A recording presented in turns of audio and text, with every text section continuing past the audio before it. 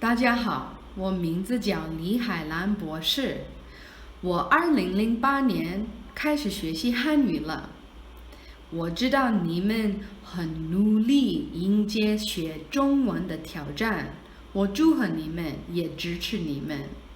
今天我想跟你们说，我为什么对中华文化和语言感兴趣，而且我这10年多以来，在我的生活中怎么用中文。Hi everyone. As I said, my name is Dr. Lihaila Heward, and today I would like to talk to you about why I started learning Chinese and how I've used the language in the years since I began in 2008. I would like to speak to you first about how I learned it. What kind of tips might I have for you, or actual tools that I used. 2, I would like to talk about my impressions of the language and the countries that I've been to where Chinese is spoken, maybe some travel stories here and there. And 3, I would like to talk about how I've used the language in my life and in my career in the years since. I like to say that I'm one of the last generation of Chinese learners that would use paper dictionaries. So before Pleco came out, I'm sure you all know Pleco, I didn't just carry around a dictionary with me. I didn't have a phone that had that. So my typical process would be to get myself to a bus station, and I would just stand there looking at it, and if I knew it, great, and if I didn't, I didn't. And that often resulted in going the wrong way, but you learn. One of the ways we learn language is with our peers. That goes for our mother tongue as well as our second and third and fourth languages. So one of the best things that I did was start a study group with my classmates when I was studying Chinese in Changchun, China. We would meet every Friday to play games and to go over some of the things that we had learned in class that week. We had tons of fun. We made very close friendships, and we learned so much from each other. One of the best things you can do is to read all the time. I had it pretty good because I was walking around with things to read everywhere. Store signs, shops, banners with messages. This is all about, environmental protection. So find yourself things to read. Make it everything that you're interested in. If you like science fiction, there's science fiction out there. If you like news items, there's tons of news. Practice a little bit every day. Read as often as you can. Another really cool thing to do is to build memory palaces to memorize new vocabulary or phrases. I've only recently learned this tip, but I have found it very useful. Let me show you how it works. You might get yourself into a location like this. I mean, it's gorgeous, right? How is it not memorable? You'd be able to imagine this or even dream it in your sleep. So what you do is point out a few locations. You might have 1, 2 over there by that bush, 3 by this column, maybe number 4 is that boat, number 5 is this column, number 6 is that cliff over there. However many you do, usually about 10, you imagine a picture, a scene happening in that specific location using your new word.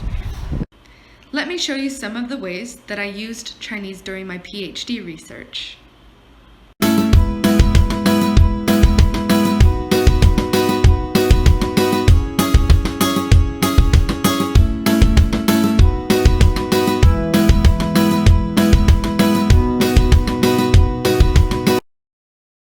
Those are a few of the resources that I found during my PhD research. You can see that they were all in Chinese, and some of them are quite old, so they're in traditional characters. Other ways I use Chinese in my life, especially professionally, is to give conference talks and other presentations. I also keep up with friends in Chinese using WeChat or Line in Taiwan. One of the things that's impressed me about Taiwan is the religious life. It's really, really different from China. You can see this temple, it's very ornate, very colorful, and you just don't see quite the same type of temples in China. In China, the colors are a lot more muted, and even though there are a lot of visitors, I kind of get the feeling that it's not as much of a community effort as I can tell it is in Taiwan to keep the renovations up and just, you know, to keep the festivals going. Yeah, so that's a really big difference for me. Actually, being at the temple reminds me of a story. During my first semester in China, I was living with a host family and we took a little trip to a temple. It was for a holiday, but I can't remember exactly which holiday. This was a long time ago. At that temple, there was a 10-story pagoda, and I started to climb it. There were a few kids there who wanted to do it with me. It was very, very hot, and even though it was only 10 stories, it was quite difficult. It was pretty steep. And I remember getting to maybe halfway or so, and there was a little girl, and she didn't speak much English, but somehow between English and Chinese, she managed to tell me, we believe that if you start something, you should finish it. And that really stuck with me. It's a little hard to talk about my impressions of Chinese and China in general, at least what my impressions were at the beginning. They weren't always positive. But I think over the years, I have found a type of home in Chinese and in China for that matter, because I lived there for so long. And also just there's a lot of convenient aspects to life there that I quite appreciate. So I think I found a level of comfort in the language and also in the culture that I didn't really have growing up in the US. I still can't explain it, but that's one of the things that has really shaped my life in the last 10 years. 这是我的朋友，刚刚认识的朋友阿杰。哎，你好。我告诉他你们都在学习汉语，所以我要问他，他可不可以给你们学汉语的意见或者坚持？好，我跟你们讲，学汉语呢，因为我没有学过汉语，所以我也不知道。他不知道。我刚刚声音有录进去吗？不知道。